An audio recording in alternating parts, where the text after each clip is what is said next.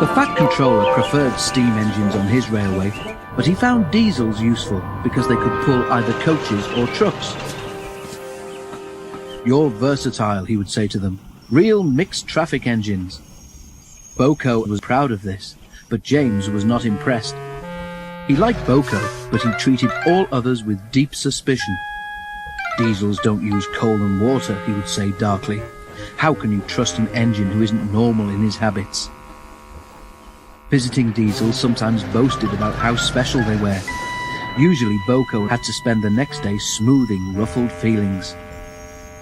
One day, a particularly haughty diesel came from the other railway.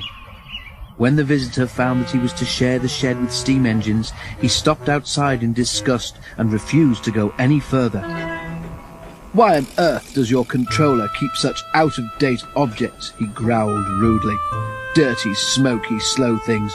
Ugh!" He shuddered delicately. "On our railway," the diesel continued loftily, "steam engines are kept strictly in their place and not allowed on the main line without special permission." Boco, who was showing the diesel round, lost patience. "Stay outside then if you're so proud about it," he said crossly. "I'm going to join my friends." "I hope it's cold tonight and he can't start in the morning," snorted James. "At least someone might want to preserve us. Who'd need him, old stuck-up?" The engines were glad when morning came. They went to fetch their trains as early as they could, and the visitor was left alone. "That's better," he purred to himself. "How can an engine rest in all that hissing and clanking?" The cleaning equipment and fuel supply were in the part of the shed which Boco shared. Old Stuck-Up was so full of self-importance that he'd forgotten he would need cleaning and refueling before he went home.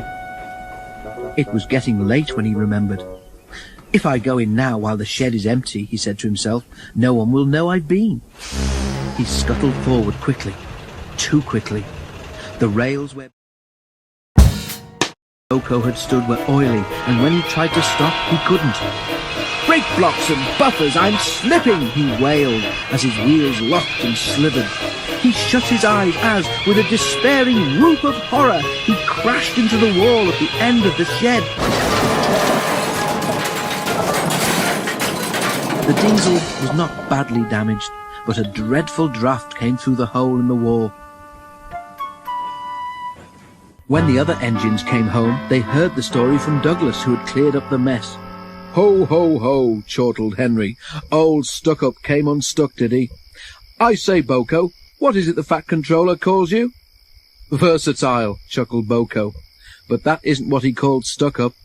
I couldn't hear all he said, but I didn't think it sounded very polite."